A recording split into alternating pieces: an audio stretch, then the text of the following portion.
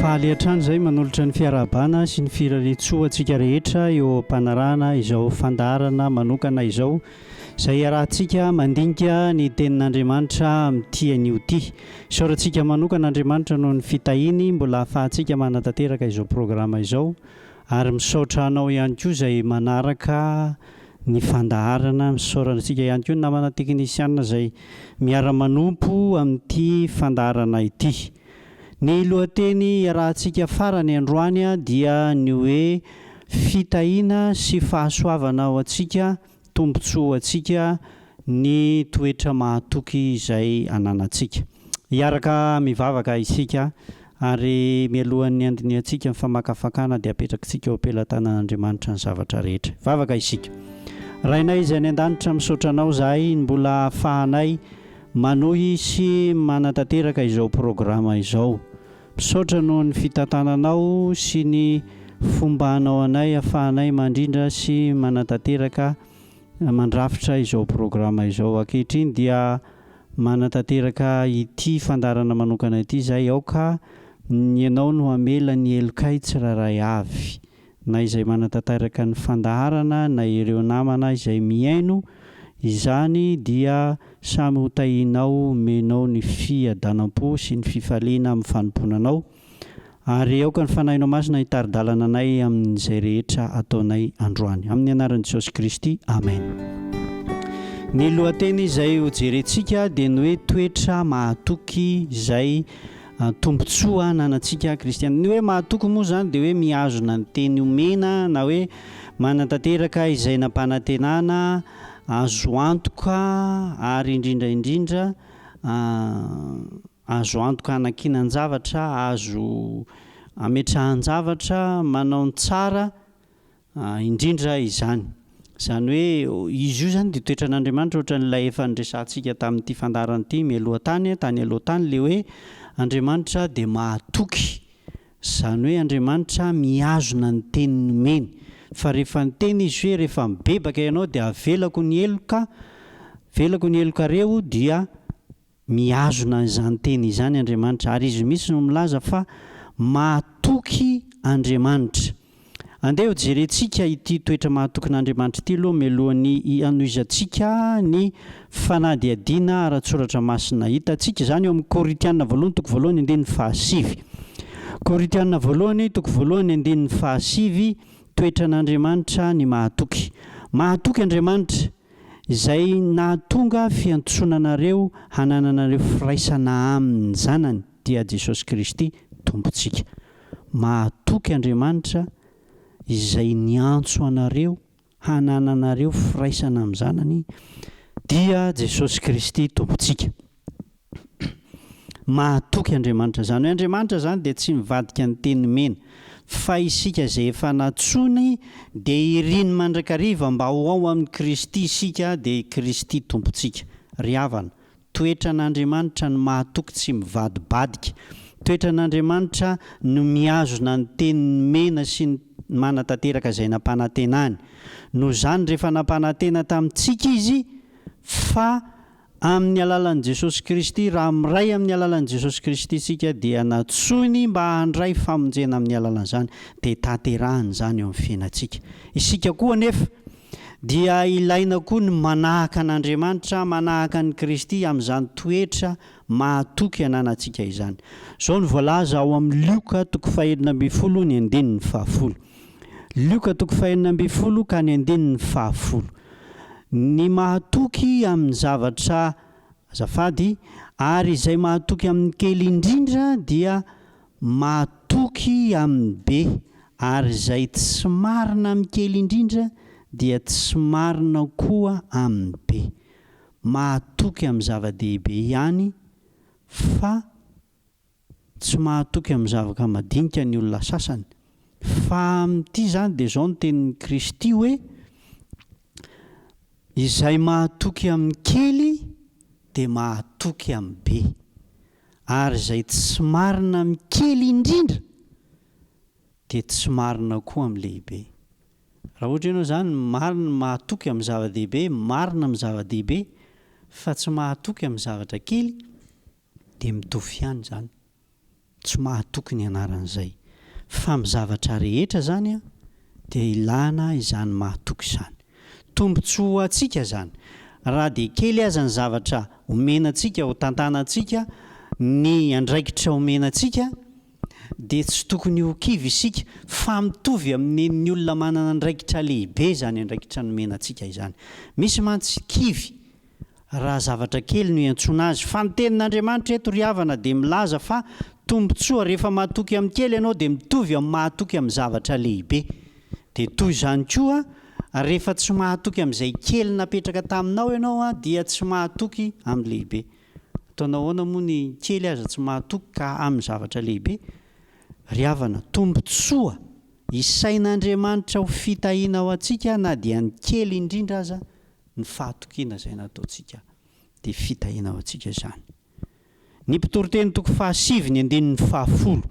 Mpitoroteny toko 7 ny andinin'ny 10 dia tokony ataon'ny olona rehetra mino an'Andriamanitra izany fahatokiana izany.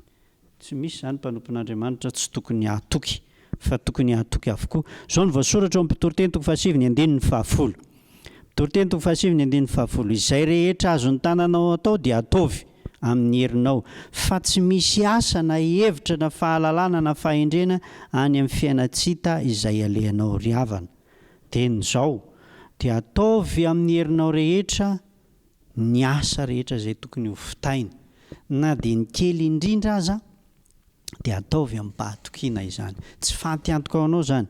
Aza miandry efa hodimandry na efa any am-pasana vao mihevitra an'izany fa dia n'izao fahavelomanao zao dia eritrereto fa izao ny fitahiana sy occasion ahafahantsika manatanteraka ny fahatokiana amin'Andriamanitra.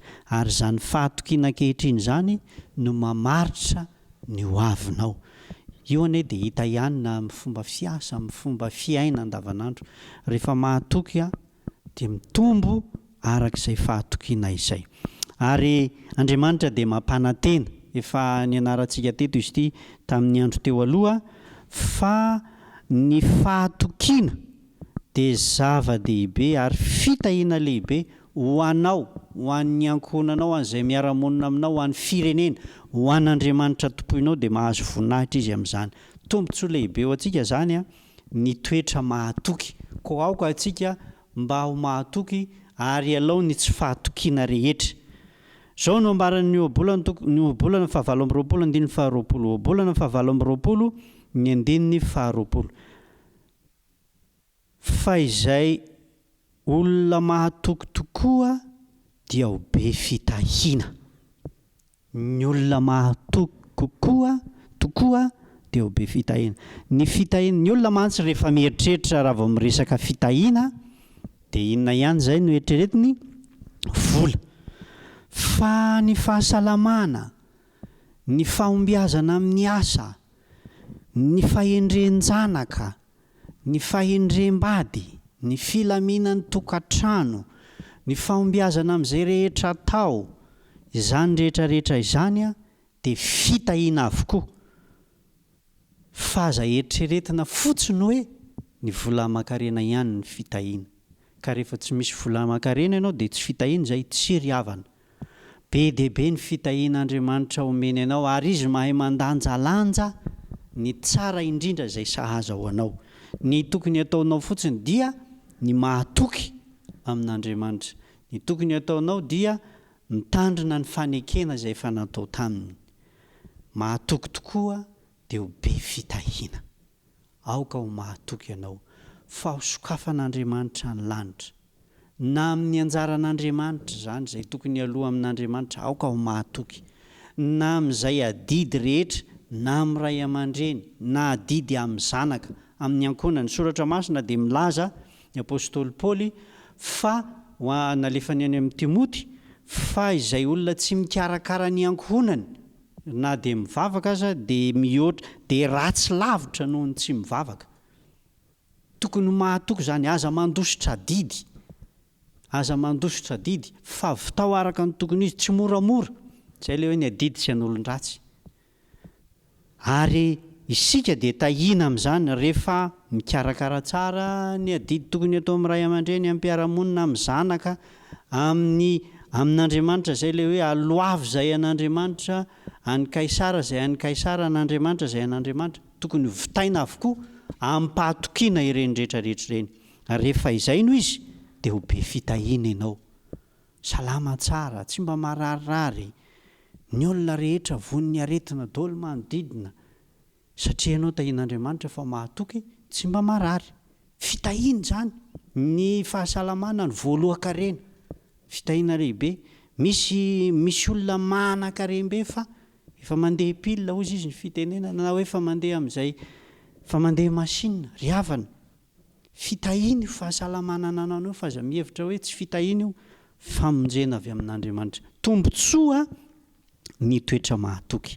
Aoka ho mahatoky ianao amin'ny zavatra rehetra izay ataonao. Ataovy amin'ny fo, ataovy amin'ny herinao fa tsy misy asa na hevitra na fahalalana na fahendrena any amin'ny fiainantsika izay alainao. Dia mbola velona izany ianao dia fitao.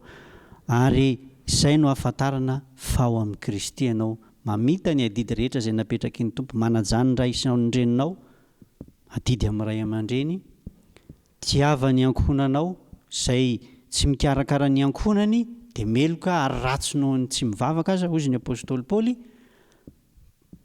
aza mandositra adidy eo anatrehan'ny ankohonana. Karakarao, ampianary no zanaka raha tokony hianatra dia izao araka ny tokony izy fitao ny adidy sy ny andraikitra rehetra amin'ny vady aman-janaka azy eo amin'ny ankohonanao ka ho mahatoky amin'ny adidy.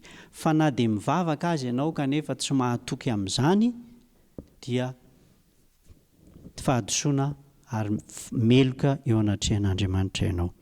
Ry hava-malala, eto am-pamaranana dia tiako ny antso anao mba hanananao izany fitahiana izany. Tianao ve ny ho be fitahiana?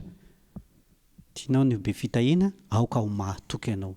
Fa raha dia amin'ny zavatra kely azy ianao no mahatoky dia efa ho sain'Andriamanitra ho amin'ny zavatra lehibe izany. Tompony ahita ianao ka mba ho isan'ny ho be fitahiana indrindra ianao ka tombontsoa anao izany, tombontsoa an'ny ankohonanao, tombontsoa an'ny fiangonana misy ianao ary ho voninahitr'Andriamanitra izany rehetra izany. Tompony ombanao sy hita ianao dia ho be fitahiana ary hananambiampy izany fitahiana izany. Miaraka hivavaka isika. Andriamanitra rainay izay ny an-danitra, misaotra anao izahay no nahafahanay nianatra ny teninao teto.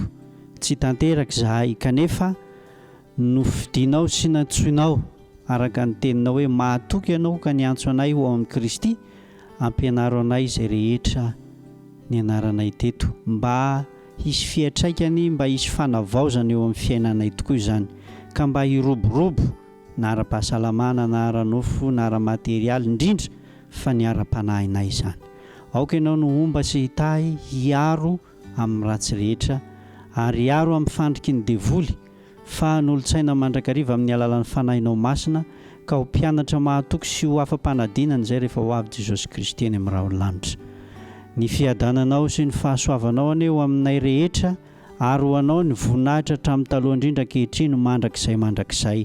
Misaotra raha eo amin'ny anaran'i Jesosy Kristy no nanaovanay ny vavaka sy ny fangatahana rehetra. Amen.